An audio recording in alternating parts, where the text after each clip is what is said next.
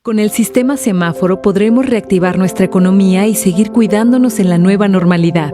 Conoce cómo funciona cada etapa. Cuando el semáforo de tu estado esté en color rojo, solo las actividades esenciales como la producción y venta de alimentos pueden trabajar con las medidas de prevención necesarias como la sana distancia y la sanitización. En naranja, se suman actividades no esenciales como hoteles y cines, pero solo a la mitad de su capacidad y siguiendo las medidas de prevención. Además, podremos acudir a los parques cuidando el 30% de capacidad. Si está en amarillo, las actividades no esenciales como restaurantes, hoteles y plazas podrán estar a un 60% de capacidad con las medidas de prevención. Finalmente, cuando esté en verde se podrá regresar a las clases presenciales, así como a los bares y gimnasios, cuidando las nuevas medidas sanitarias para evitar contagios. Para mayor información visita coronavirus.gov.mx. Juntos saldremos adelante. Gobierno.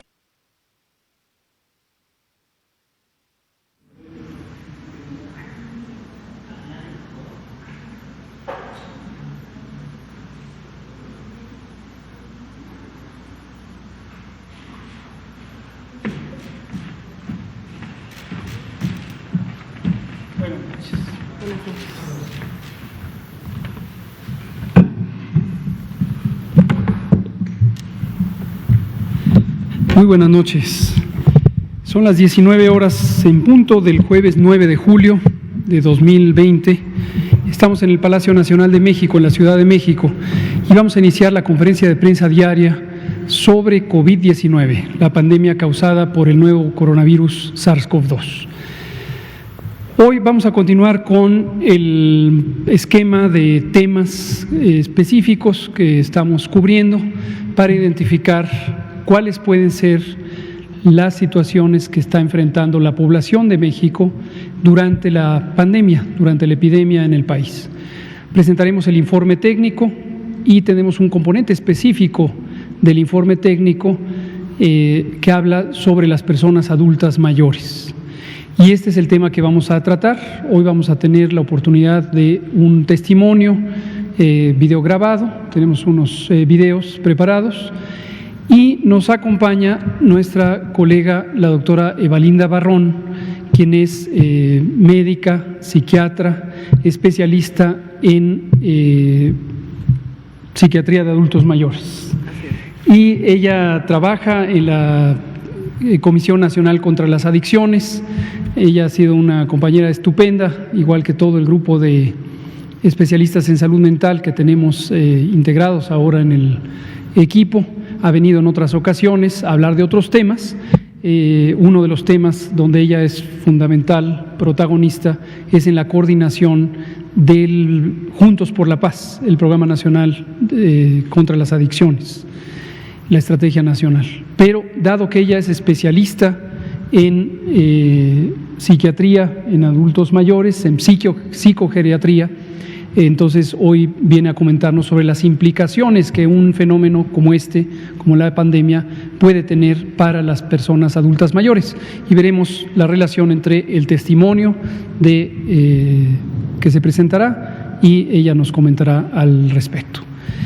Pues vamos a empezar. Le pido al doctor Alomía si nos puede presentar el informe técnico y luego damos curso al otro.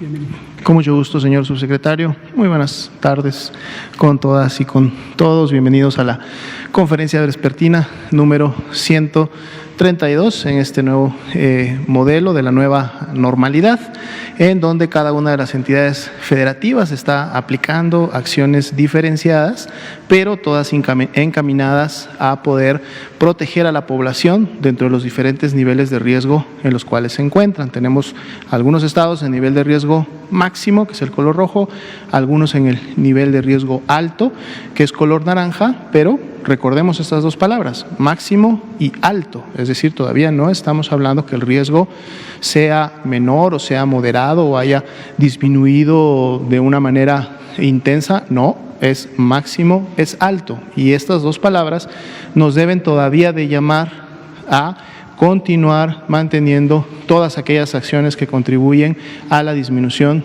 de contagios. Quedarnos en casa si nos es posible, aplicar siempre las medidas de sana distancia. Si estoy enfermo y pertenezco a un grupo de riesgo, demandar atención médica. Si tengo signos de alarma durante el desarrollo de mi enfermedad, demandar atención médica oportuna y lógicamente siempre cuidar de la población vulnerable. Vamos a ver la primera diapositiva el día de hoy.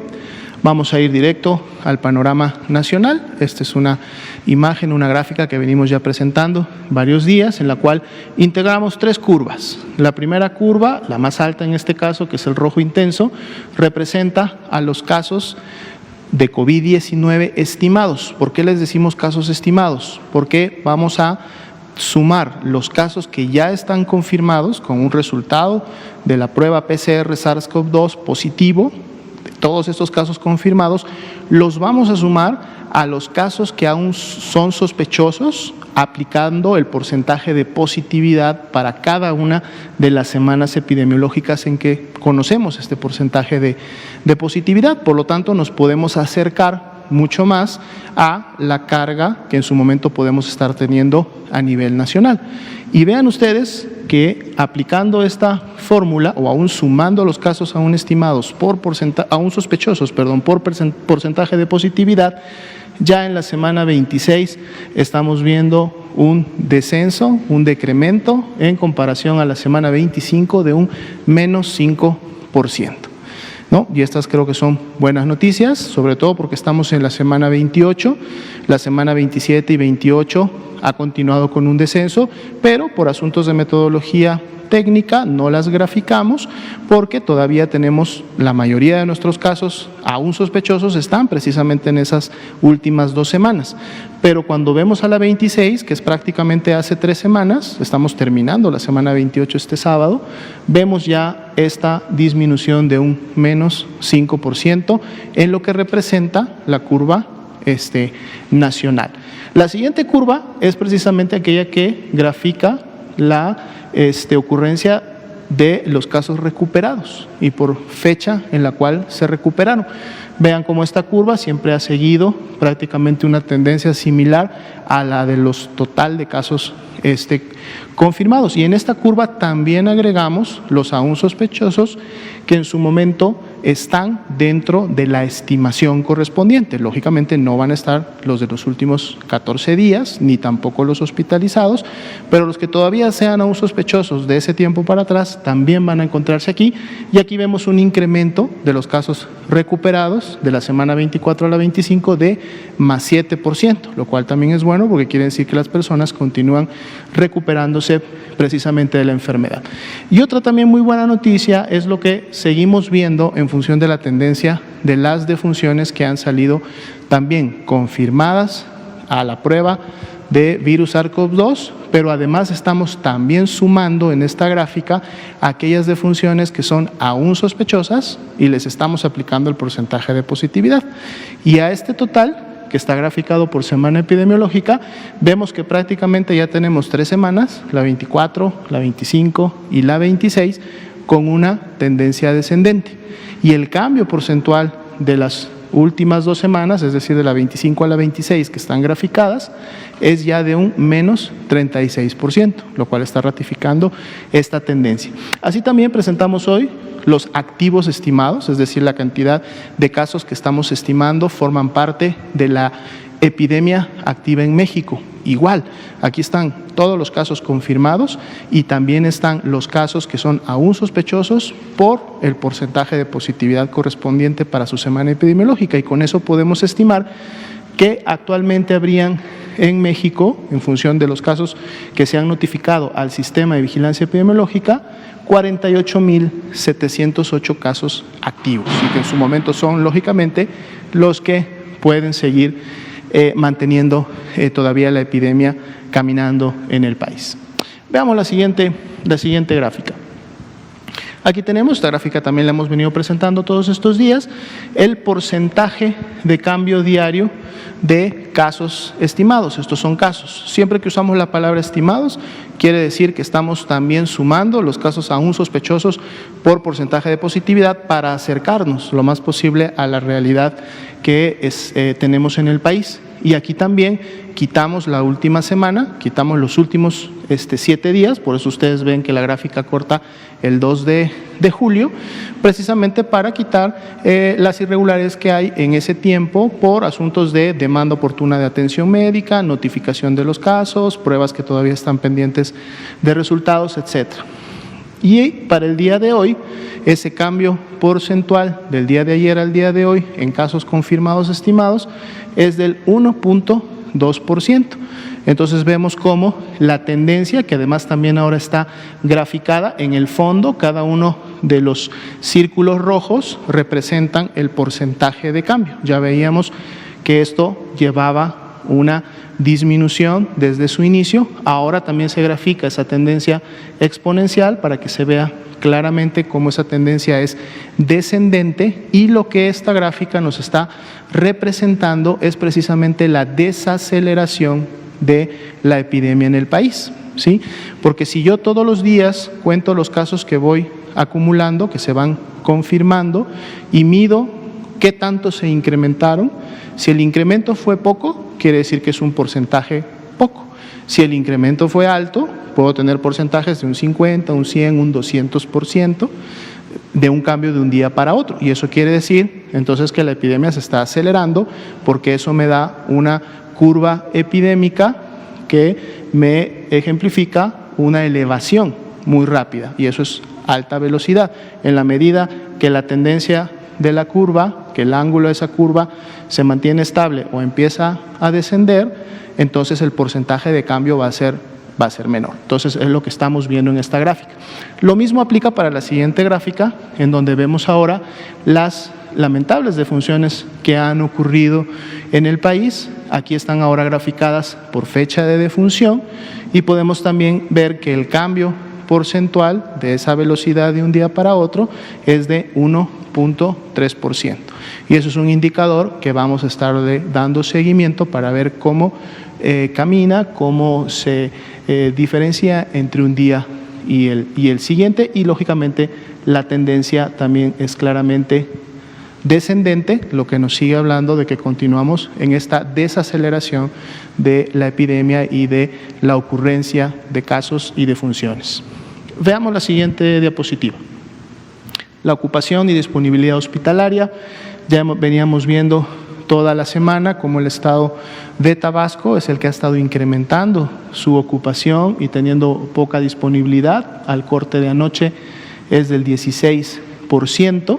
El estado de Nayarit también está por debajo de ese 30% ideal, no ideal, sino más bien de nivel de seguridad. Lo ideal sería siempre tener mucha disponibilidad y poca ocupación, pero un 30% de nivel de seguridad también Nayarit lo ha rebasado.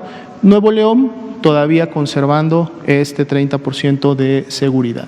Específicamente en estos estados están trabajando de manera conjunta el INSABI, el Instituto Mexicano del Seguro Social, Pemex, el ISSSTE y la Sedena. Tienen ya toda la semana trabajando en procesos de reconversión, es decir, poder generar más camas, en este caso enfocados a las camas generales, que es la problemática que estamos observando. Porque si vemos la siguiente diapositiva, vamos a ver que para efectos de camas con ventilador, para pacientes críticos realmente no es tanto el problema. Inclusive Tabasco, si lo ubicamos, que está en el 5º lugar, la ocupación es solo del 50% y tiene un 50% de disponibilidad. Entonces también está este análisis, que además se hace a nivel local para cada una de las entidades, lógicamente ayuda también a identificar qué tipo de camas y qué necesidades son las que en su momento deben enfocarse los trabajos conjuntos para siempre tener estas disponibilidades. Veamos la siguiente diapositiva. El día de hoy vamos a enfocarnos con algunas gráficas en el estado de Sonora. Eso es también porque el testimonial que van a ver en unos momentos más es precisamente de una persona que vive en estos momentos en el estado de Sonora, y también Sonora, como hemos estado viendo en las gráficas, así como en un momento presentamos Ciudad de México, presentamos Tabasco, presentamos Baja California, Sonora está entre los primeros estados que actualmente tiene las mayores tasas de transmisión en el país. Aquí vemos una gráfica similar a la nacional, pero esta es ahora solo del estado de Sonora. Vean los casos confirmados estimados, aquí todavía sigue habiendo un incremento. De hecho, podemos ver cómo esta curva de la semana 24 a la 25 a la 26 tiene una pendiente, ¿no? Una pendiente mucho más vertical, lo que habla de una velocidad, y el incremento de 25 a 26 es todavía de un más 7%, o sea, es decir, la epidemia todavía continúa incrementándose en el estado de Sonora. En el caso de la curva de personas que se han recuperado, también hay un incremento, más 6%, aunque en las últimas 2 semanas también esta curva se mantiene, digamos, un poco más estable, realmente no ha seguido creciendo igual que lo han hecho la cantidad de casos.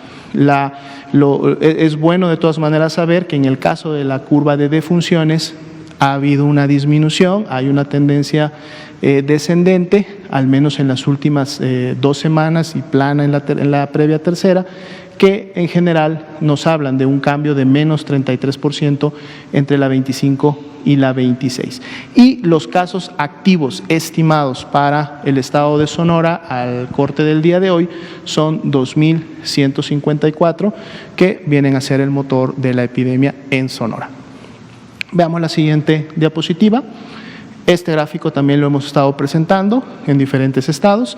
Aquí la interpretación más sencilla y directa es, ustedes ven diferentes escalas del color rojo, ¿no? Partimos desde colores muy tenues que prácticamente no se perciben mucho hasta colores más intensos del mismo rojo. Mientras más intenso el color, significa que hay una mayor tasa de incidencia por 100.000 habitantes, y eso a su vez significa que tenemos más transmisión en la base poblacional. Por eso podemos comparar los diferentes municipios, porque hay municipios que lógicamente tienen más de 500.000 de habitantes, hay municipios que tienen menos de 100.000 habitantes, y eso puede generar una diferencia muy grande. Pero cuando entonces estamos ajustándolo a una tasa por 100.000 habitantes, ahora sí podemos hacer un comparativo.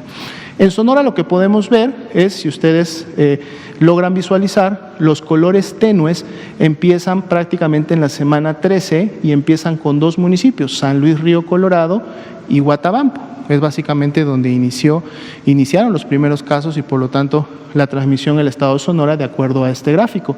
Vean cómo San Luis Río Colorado para la semana 15 y 16 incrementa la intensidad del color, lo que quiere decir que tuvieron una tasa importante, una cantidad de casos importantes, luego disminuye en la semana 17 un poco el color, pero luego nuevamente vuelve a incrementar, lo que quiere decir que se mantiene la transmisión y todavía está activa para las últimas semanas de las mediciones. Veamos que los colores más intensos y además en las últimas 3-4 semanas las tienen los municipios de Nogales, de Caborca y mucho más recientemente el municipio de Cananea. Hermosillo empezó un poco más tarde con su actividad importante de transmisión, prácticamente en la semana 19, pero desde la semana 19 y hasta la 25 esta transmisión se ha incrementado.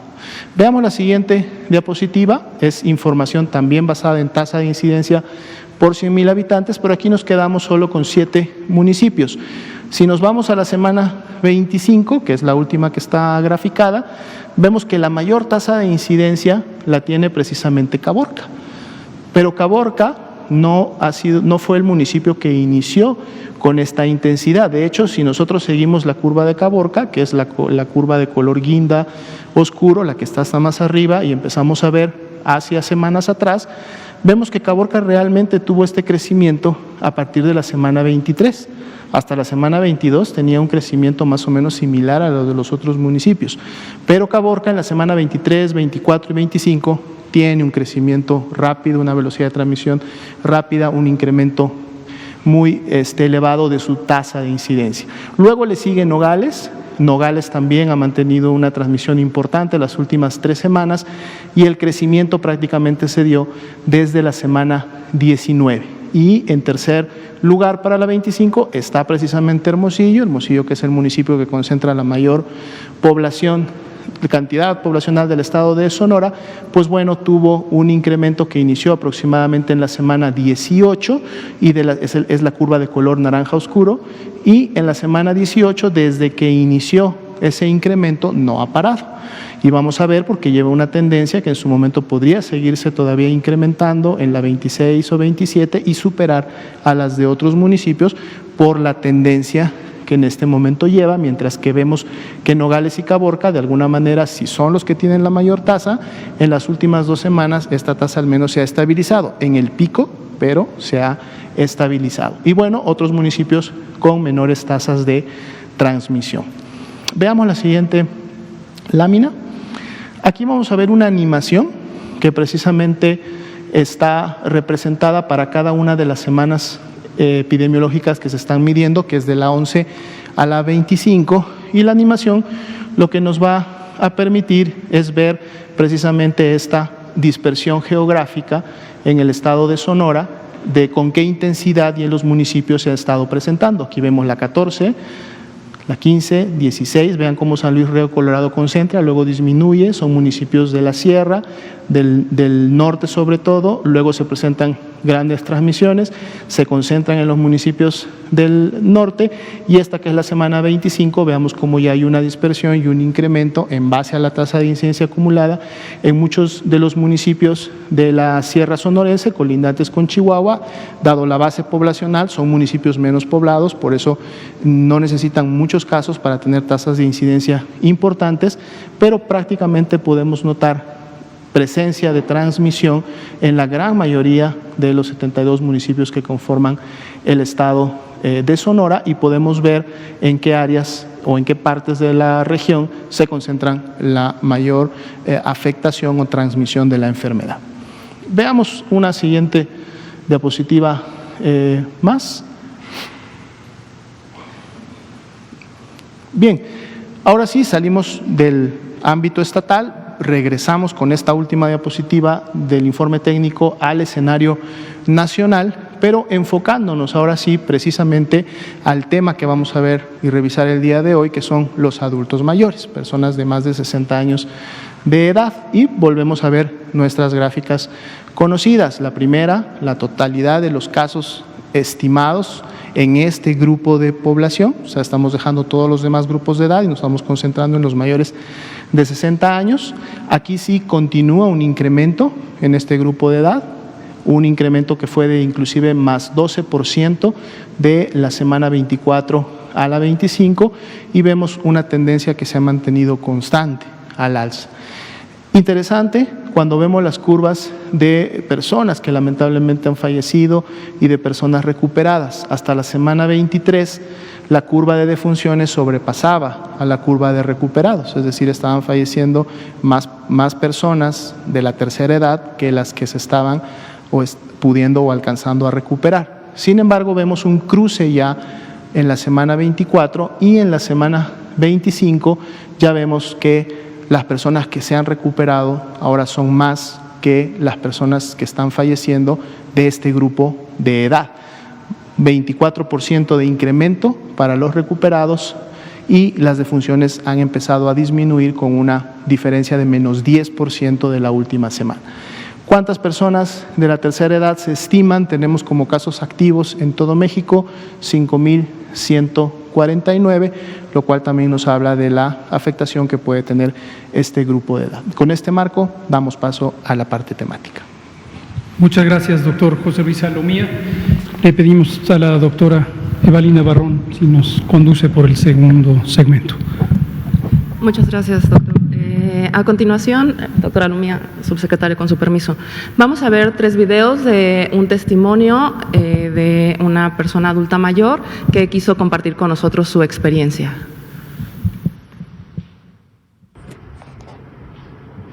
Buenas tardes. ¿Me puede decir su nombre? Yo soy Dolores Ortega, ¿Cuántos años tiene? 93, ¿En qué ciudad vive? en Hermosillo, vivo en Hermosillo. Durante la epidemia, ¿usted salía, recibía visitas? No, desde el 16 de marzo en adelante ya no tuve visitas ni yo salí. ¿Y con quién vive usted? Vivo con mi hija, mi sobrino, mi nieto y nada más. Sí. ¿Ellos sí salían a trabajar? 2 sí, trajeron a trabajar. ¿Qué enfermedades tiene usted? He sido operada de corazón abierto, tengo marcapasos y algunas otras deficiencias. Ok. ¿Cuándo se empezó a sentir mal? 29 de junio, ¿Qué sintió? sentí tos seca, malestar general, un poco de diarrea, un poquito de dolor de cabeza. No fue muy fuerte, pero todos los síntomas las tuve. Después de que empezó con los síntomas, ¿qué más hicieron? Vino Secretaría de Salud y me tomaron la muestra de COVID y al padre salió positivo. ¿Cómo fue la toma de la muestra? Fue en la garganta, mi raspado en la garganta. Sí. Después ¿qué le recomienda a las personas como usted para evitar el COVID? Que tengan las precauciones que nos han enseñado por Secretaría de Salud: lavado de manos, el cubrebocas y todas las recomendaciones que nos han dado. No necesariamente necesitamos andar en la calle, tenemos que quedar en casa para guardar un poco el contagio de toda esta enfermedad. ¿A qué le atribuye usted que se haya sentido mejor? Pues yo creo la voluntad de Dios, aparte de los cuidados que han tenido de mí. Mis hijas me han cuidado y estamos guardando todas las cosas que nos han recomendado, tomando los medicamentos, el tratamiento que mi hija me da y los cuidados de Dios en primer lugar. ¿Tiene algo más que agregar?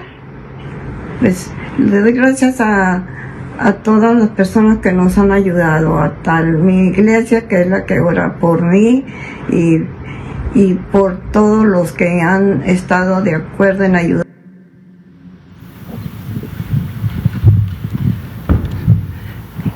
Bueno, queríamos platicar hoy sobre el impacto psicosocial que tienen los adultos mayores. Además de que ya sabemos que son una población vulnerable para la infección por COVID y que podrían tener más comorbilidades, es importante saber cómo en la parte psicológica y social se ha visto afectado este grupo. Entonces, bueno, ¿qué sabemos? En México tenemos 15.4 millones de adultos mayores y quiero que pensemos en las vejeces, porque tenemos adultos mayores que han envejecido exitosamente y todos conocemos personas de 60 años que pueden correr un maratón, pero también existen aquellas personas que han tenido envejecimientos patológicos o envejecimientos que se acompañan de comorbilidades y que los llevan a las dependencias, a dependencias leves o a dependencias graves, que hace que necesiten que alguien, muchas veces en la familia o fuera de la familia, los cuide. Aproximadamente de estas 15 millones de personas, el 14% necesita algún tipo de cuidado. ¿La que sigue? Y esto tiene un gran impacto, y ya nos contó el doctor Alumía sobre qué era lo que pasaba con el panorama de adultos mayores, pero si vemos, hemos cuidado muy bien a nuestros adultos mayores, como mexicanos los hemos resguardado. Sin embargo, el impacto que ha tenido en ellos este confinamiento es algo de lo que queríamos platicarles hoy. La que sigue. Bueno, ¿qué sabemos? Que las medidas para mitigar el SARS-CoV-2 pues implican un confinamiento mucho mayor en las personas mayores y que esto lleva a nuevos grados de aislamiento social. Hay aislamiento social en los adultos mayores con dependencia frecuentemente. Y ahora este aislamiento social se ha visto aumentado puesto que no pueden recibir visitas o muchos de ellos estaban encargados de cuidar a sus nietos y ahora no puede hacerse por su protección. Hay condiciones de salud crónica que se estaban presentando y que ahora no podemos acudir tan fácil a nuestro médico o que es complejo que podamos obtener los medicamentos para todo este tiempo, aunque es lo óptimo y fueron de las recomendaciones que se han hecho frecuentemente. Y es difícil por este mismo motivo, por poder salir el acceso a la atención médica en esta situación, y puede hacer que las patologías que hay de base empeoren o que haga que tengamos emociones o sentimientos que puedan afectar a los adultos mayores. Antes de la pandemia ya sabemos que el aislamiento social es una situación de riesgo para adultos mayores y es un factor que puede aportar a veces a la mortalidad. El estrés financiero y las preocupaciones sobre salud es importante. El 40% de los adultos mayores en nuestro país son independientes económicamente o viven solos. Entonces, la situación actual que a veces permite o no permite que estén obteniendo ahorita recursos puede ser un factor de estrés. Las cancelaciones de visitas de las familias y además, pues hemos hablado muchísimo de cómo acercarnos a los demás, hacer videollamadas vía telefónica, pero tenemos que considerar la brecha tecnológica que muchas veces como jóvenes no les ayudamos a romper. Entonces, bueno, esto es importante porque puede afectar a los adultos mayores que no tienen algún deterioro cognitivo.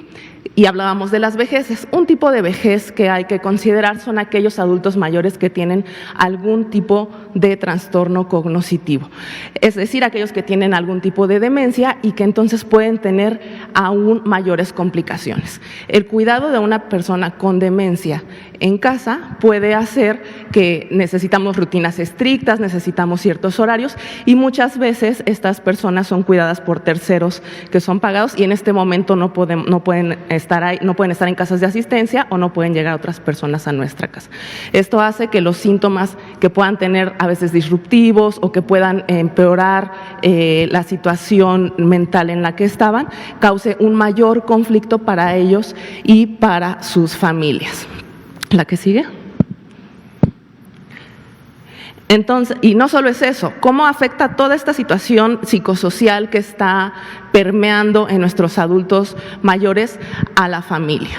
Vemos que este 41% de personas dependientes que tenían algún cuidador, pues ese cuidador muchas veces está dentro de casa. Y no solamente está ahora el cuidado del adulto mayor, que a veces esta persona que tenía algún padecimiento de demencia estuviera en alguna casa de cuidados prolongados y que ahora tenga que estar en casa.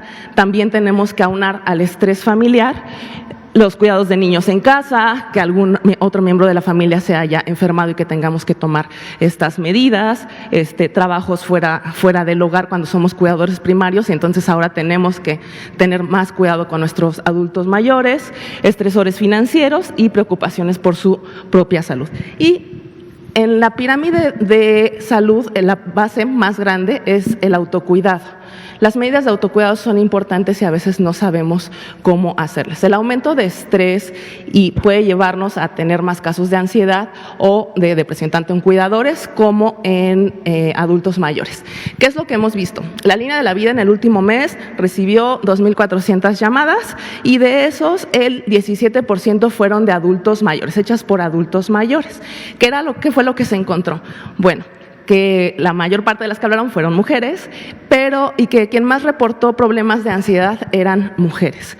Y los hombres reportaron más síntomas depresivos, tristeza, ganas de llorar, llanto fácil, y además síntomas somáticos, es decir, que tenga dolores de cabeza, dolores de garganta, dolores musculares, fue lo que más se reportó por los hombres. Y esto es equiparable a lo que encontramos en el tamizaje que se está haciendo en colaboración con la UNAM y con el Instituto Nacional de Psiquiatría y el Hospital Psiquiátrico Fray Bernardino Álvarez sobre la salud mental de quienes ha contestado. De todos los que contestaron, solamente el 4% fue de adultos mayores. Esto lo atribuimos un poco justamente al acceso a los servicios de Internet y se replica bastante, pero ahí encontramos un dato interesante que era que presentaban burnout porque se estaba midiendo en el tamizaje.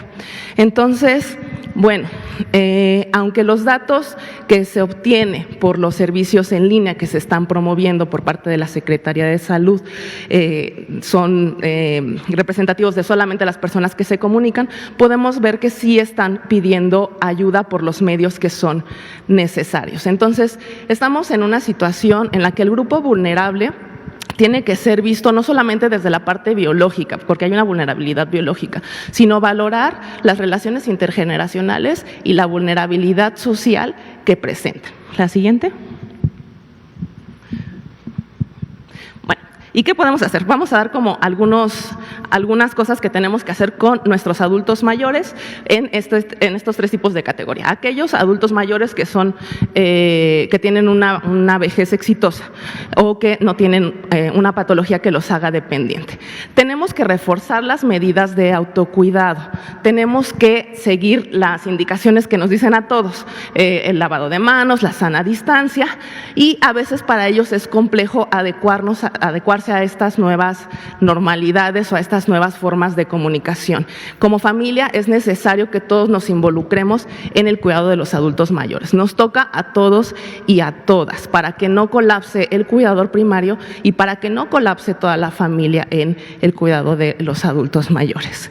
Es necesario tener rutinas, medidas de higiene del sueño. Me levanto a la misma hora, me acuesto a la misma hora, intento no tomar siestas, y si las tomo, que sean menores de 20 minutos, tener una alimentación adecuada, hacer ejercicio dentro de nuestras capacidades. Y ahí es muy importante no infantilizar a los adultos mayores. Ellos pueden tomar sus decisiones y tenemos que escucharlos como a nosotros nos gustaría ser escuchados y ofrecerles lo que haya dentro de casa en sus capacidades. Hay veces que cuando tenemos ya a los adultos mayores con nosotros no queremos que hagan nada ni que laven un plato porque ya trabajaron toda su vida. Todos necesitamos colaborar dentro de la casa y si es posible esto funciona muy bien como ejercicio físico. Ahora voy a hablar de la población que puede ser más compleja y que a veces causa que haya más desgaste familiar, que son las personas con algún tipo de deterioro cognitivo, algún tipo de demencia.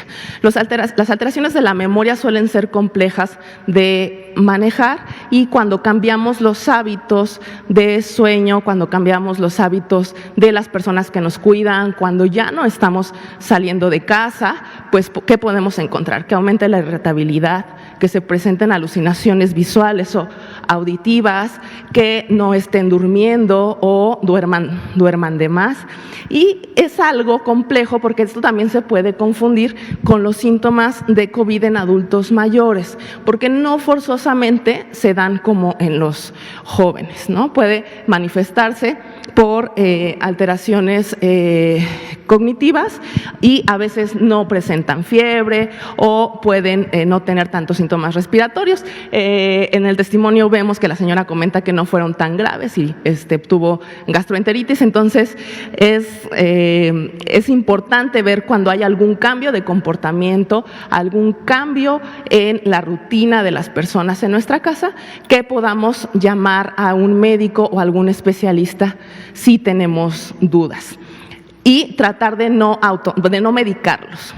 Una situación que se ha visto en los últimos años es el aumento de consumo de sustancias psicoactivas en adultos mayores, tanto de medicamentos que se prescribían y que se lo siguen tomando sin indicación, como benzodiazepinas, como aumento en el consumo de alcohol o de alguna otra sustancia ilícita. Es importante notar si hay consumo de sustancias en nuestra casa o si estas han aumentado, porque finalmente el proceso biológico hace que sean más susceptibles a complicaciones por el consumo de sustancias. Y puede estarnos hablando, si hay un aumento, puede estarnos hablando de algún problema de salud mental. Recordemos que aquellas personas que ya tienen un trastorno por dependencia, en casi un 80%, pueden estar en una comorbilidad con ansiedad, con depresión. Y en adultos mayores también se puede deber, por ejemplo, al dolor crónico, que para ellos podría ser difícil expresarlo o decirlo, se puede deber a angustia, se puede deber a los mismos cambios del ciclo de vida, como el duelo, y que ahorita los duelos en los adultos mayores también pueden ser difíciles de procesar, porque no estamos teniendo nuestros rituales como acostumbramos, ¿no? Entonces es muy complejo el poder despedirme de alguien sin hacer todo a lo que estoy acostumbrada. Pero también tenemos que confiar en la resiliencia y en todo lo que han vivido nuestros adultos mayores y que pueden adaptarse si nosotros hacemos un buen trabajo explicando, un buen trabajo intergeneracional, diciendo qué es lo que está pasando y dando otras alternativas para poder subsanar esta situación.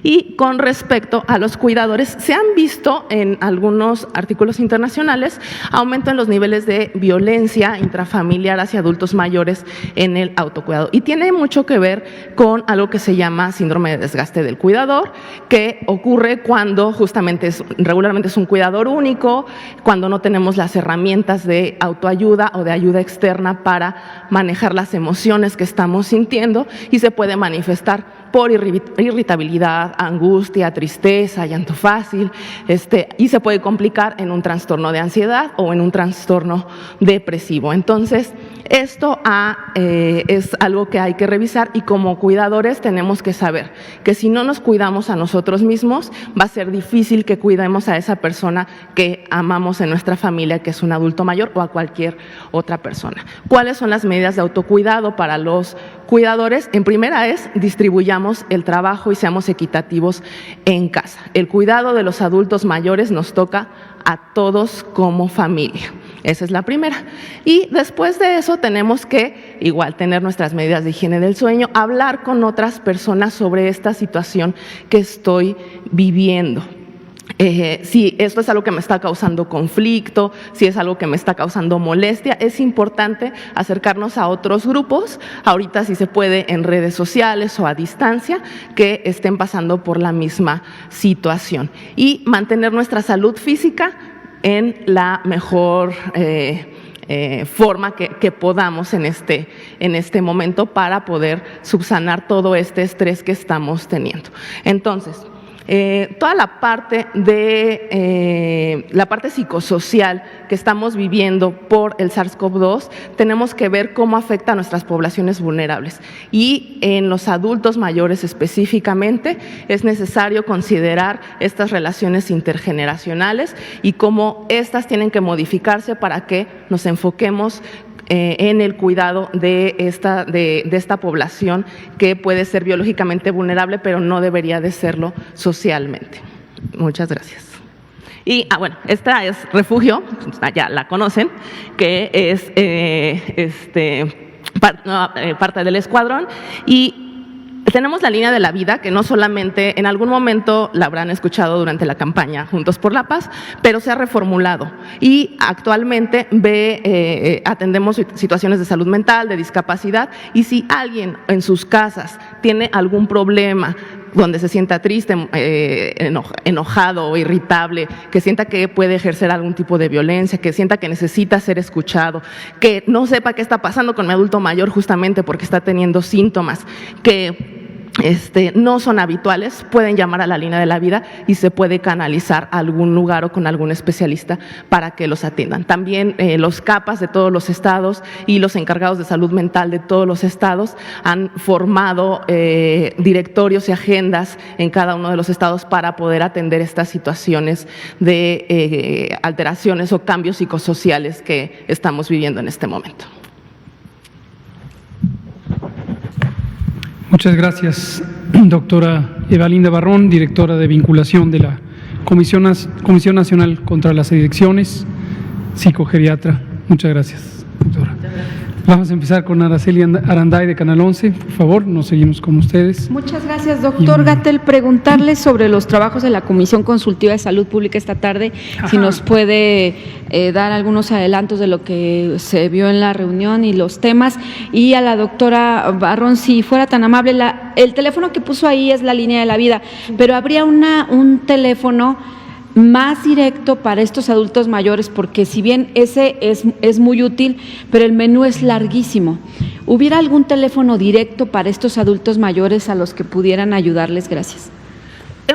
Todas las asociaciones, bueno, hay un directorio completo en la página de coronavirus, en el apartado de salud mental, de todas las organizaciones que están trabajando, no los traigo a la mano, y que podría ser donde se podrían comunicar. Hemos tratado que la línea de la vida o el teléfono de Anuyes con el dígito 4 nos lleve a las situaciones que podemos requerir.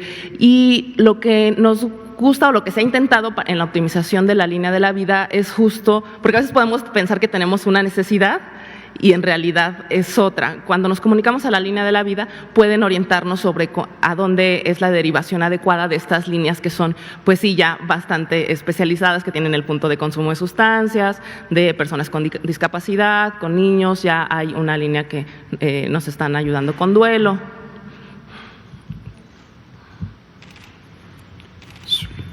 Gracias, doctora. Sobre los trabajos de la Comisión de Salud Pública, les doy un adelanto muy breve porque mañana es la sesión del Pleno del Consejo Nacional de Salud, el CONASA, para que todo el mundo esté familiarizado con qué es el Consejo. El Consejo es un órgano de coordinación del Sistema Nacional de Salud o del sector salud. Se estableció en 1997 cuando se descentralizó la Secretaría de Salud y se crearon 32 secretarías estatales de salud, además, desde luego, de la Secretaría Federal. En el Consejo participan cada una de las titulares, hombres y mujeres, de las secretarías estatales de salud, el director del IMSS, el director del ISSSTE, el gerente de servicios médicos de Pemex y los representantes también de las ramas de salud de las Fuerzas Armadas, tanto de la Secretaría de Marina como la de Defensa Nacional.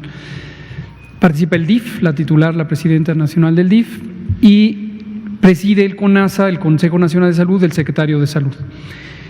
En la Comisión de Salud Pública vamos revisando toda la agenda de salud pública y hoy nos concentramos a dos temas: COVID-19, y el planteamiento fue el cambio de modalidad que hoy va a empezar a abarcar los esfuerzos comunitarios.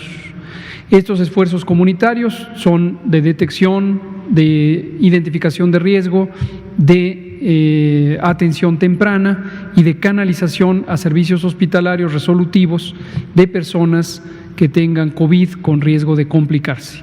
Digo que hoy empezará porque hoy lo concertamos como un modelo nacional en el CONASA, pero ciertamente prácticamente todas las entidades federativas tienen alguna modalidad de programa comunitario. La Secretaría de Salud de la Ciudad de México aquí mismo presentó su programa de detección, cuidado y resguardo hace 3 semanas. La Secretaría de Salud de Michoacán tiene un programa muy bueno también, lo tiene Chiapas, lo tiene Tabasco, lo tiene Campeche, lo tiene Tlaxcala, lo tienen varias secretarías, prácticamente todas. Pero hoy vamos a caminar rumbo a un modelo nacional que explicaremos mañana. Hasta ahí el adelanto. La idea es esa, no necesariamente tienen que ser idénticos los programas, debido a que cada entidad federativa, cada estado tiene necesidades diferentes, realidades poblacionales y geográficas diferentes, pero lo que queremos es sacar el mejor provecho de las mejores experiencias y también tomar en cuenta las lecciones aprendidas de lo que se ha trabajado en las entidades federativas. El tener un diálogo tan plural tan completo y tan abierto además con las secretarias y secretarios de salud es realmente algo muy enriquecedor para el Sistema Nacional de Salud. Las contribuciones de los directores médicos de las instituciones de seguridad social también es sumamente importante. Entonces hoy fue muy enriquecedor el diálogo y mañana comentaremos lo que se resuelva en el Pleno, por eso no lo demos todavía más que como un adelanto, porque es facultad del Pleno del Consejo Nacional de Salud decidir qué se hace y cuándo se hace. Muchas gracias. Vamos a darle la palabra a usted, nos vamos con dos de acá, nos regresamos con Daniel Blancas, Carlos de 1+1 y ahí nos vamos llevando. Muy buenas noches, doctora, doctores. Omar Quiroga, de Reporte Crítico. Tengo una sugerencia para la presentación de las gráficas y dos preguntas, si me permiten. La sugerencia sería sobre las gráficas de ocupación hospitalaria y sería añadir una especie de distintivo, un color distinto, un asterisco, algo, en aquellas entidades donde se realice una intervención hospitalaria que modifique pues la capacidad, ¿no? Porque en su forma actual no permite determinar si los saltos, ¿no? Ya sea ¿no? para arriba o para abajo, se deban a una intervención hospitalaria, y creo que podría ser útil esa información en ese par de gráficas. Gracias. Las preguntas, la primera sería sobre el estado del arte de la afectación que tiene el nuevo coronavirus sobre los órganos, digo particular, pero no exclusivamente a los pulmones, porque en los primeros meses de la pandemia se publicaron en algunos medios reconocidos el potencial daño profundo que puede tener y tal vez hasta permanente. Entonces no sé si nos pueda hablar un poco sobre eso, del estado actual de ese tipo de información. Y la segunda pregunta sería sobre las gráficas que han estado presentando últimamente, que en las que se nota, todavía un aumento disminuido en la velocidad de los casos, pero una disminución pronunciada en la tasa de mortalidad, que es una noticia que llama poderosa y gratamente la atención. Y me gustaría saber cuál es la interpretación técnica de esta cifra, de esta reducción de incluso alrededor de 30%, lo cual es no impresionante. ¿A qué se debe esta disminución? Si se están enfermando personas con menos comorbilidades, si se está haciendo algún otro tipo de tratamiento. La dexametasona, ¿no? Me suena como algo que sucedió en este intervalo, si eso podría interpretarse como tal, o cuál es su impresión al respecto. Muchas gracias. Gracias Omar por la pregunta y la sugerencia, o las preguntas y la sugerencia. Sobre este tema de la mortalidad, hay varios elementos, varios fenómenos que están involucrados. Solo para precisar, el porcentaje de reducción en estas gráficas se refiere al periodo de la última semana. No necesariamente se aplica a todo el proceso o todo el trayecto de la epidemia, y de hecho en el trayecto de la epidemia la mortalidad primero subió y después bajó. Y ahora está bajando de manera bastante consistente, como lo hemos visto estado por estado en los que llevamos presentados hasta ahorita. Hay varios elementos, quisiera destacar dos. Uno no es tan alentador y tiene que ver con que no es por la dexametasona, no hay todavía un tratamiento ni en México ni en el mundo que de manera definitiva haya contribuido a reducir la mortalidad, el tiempo de hospitalización o la intensidad de los síntomas. No lo hay, desafortunadamente no lo hay. La dexametasona, efectivamente, como hemos comentado en otras ocasiones, es un fármaco que fue evaluado en un primer ensayo clínico y se aprecia, de acuerdo con la evidencia científica, que es prometedora de que pudiera contribuir a reducir la mortalidad en personas críticamente enfermas. No en casos leves, insistimos en eso para no alentar la idea de que se vaya a la farmacia a buscar dexametasona para cualquier persona que tenga síntomas leves. No lo vaya a hacer, porque la dexametasona tiene muy importantes efectos secundarios, incluido el aumento en el riesgo de infecciones comunes, algunas de ellas letales. Hay que tener mucho cuidado con el uso de dexametasona.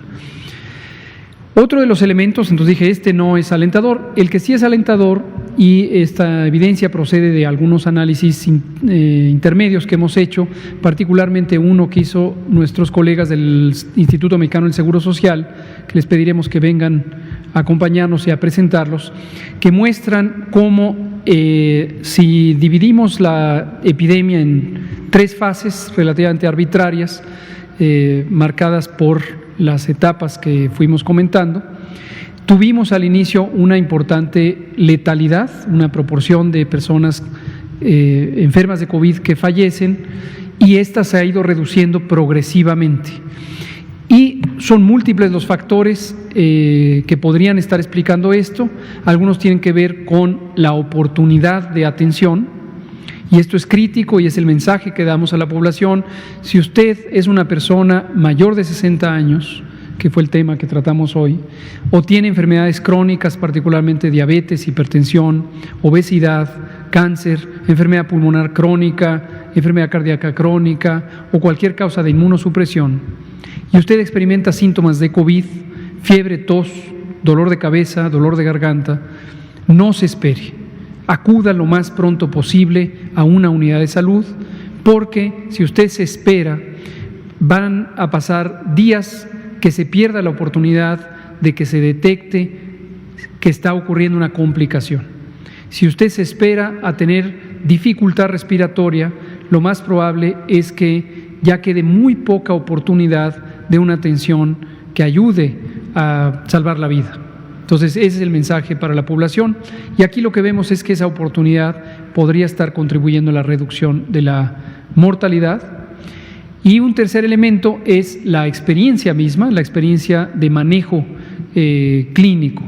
El manejo clínico de COVID en personas que no están críticamente enfermas no es tan complejo desde el punto de vista médico, pero requiere 2 o 3 elementos muy importantes, como la oxigenación no invasiva de manera temprana, la hidratación y posiblemente el uso de algunos medicamentos antiinflamatorios e inhibidores de la coagulación.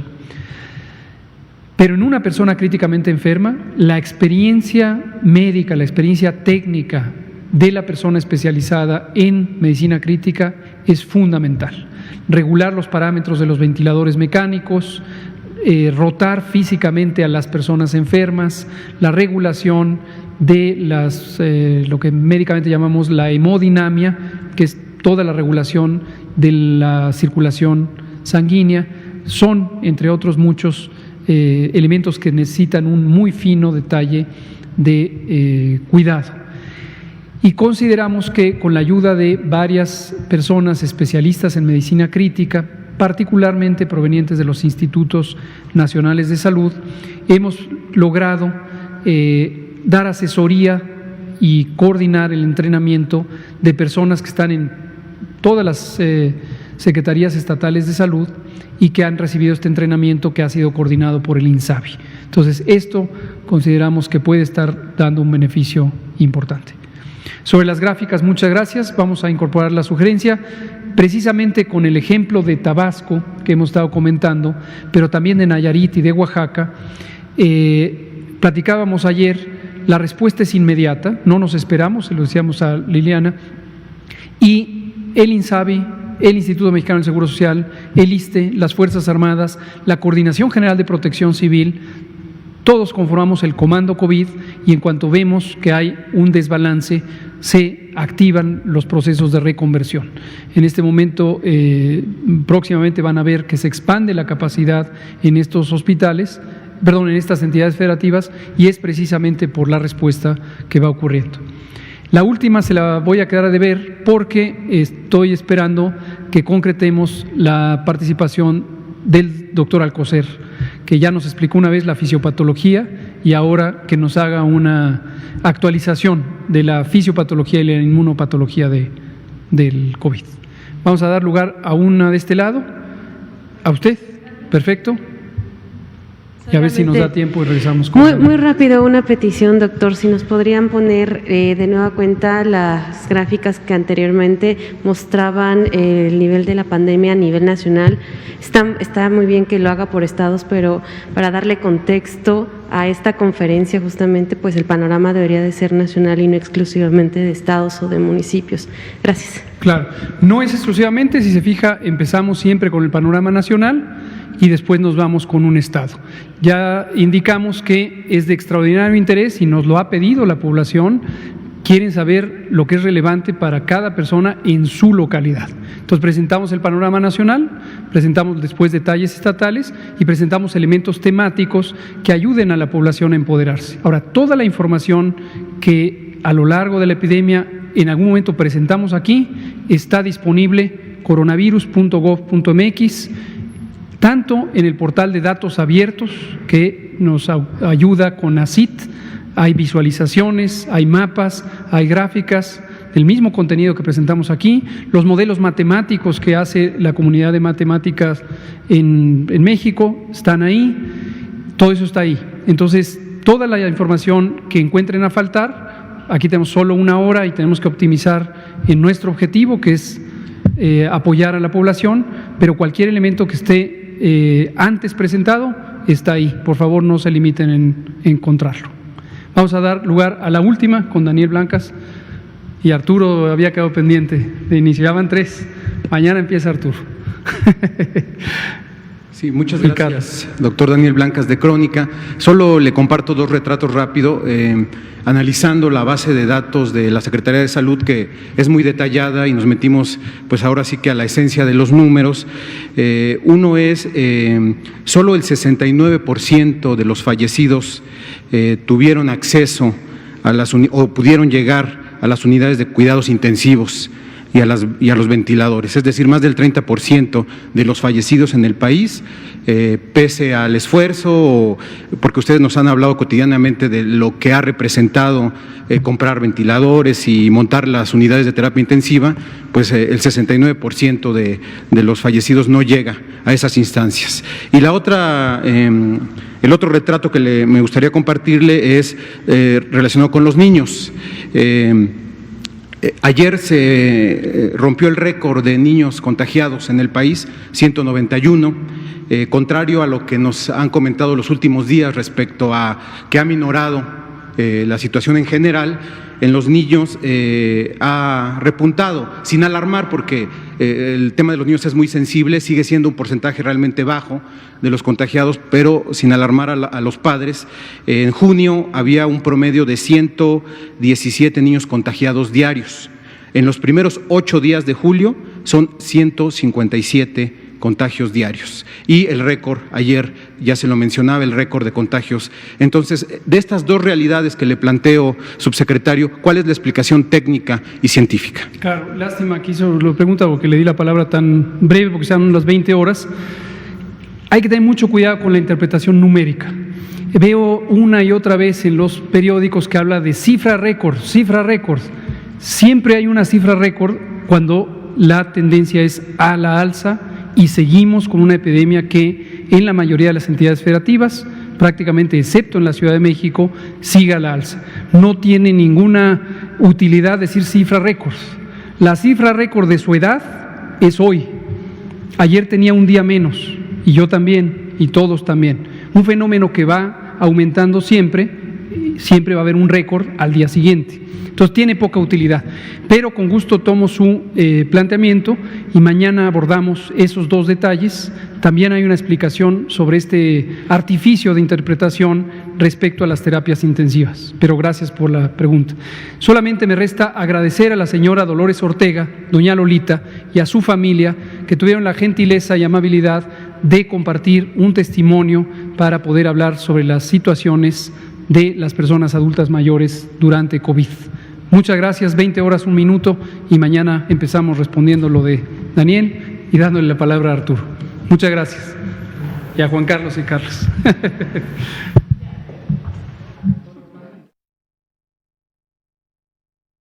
Los mexicanos somos como las montañas de nuestro país. Nos levantamos sobre la tierra cuando parece que no hay camino. Como los ríos, somos una corriente que nada ni nadie puede detener. Y como los volcanes, tenemos el corazón de fuego. Por eso, cuando el mal tiempo pase, seguiremos de pie, demostrando las veces que sean necesarias que nada nos detiene. Gobierno de México.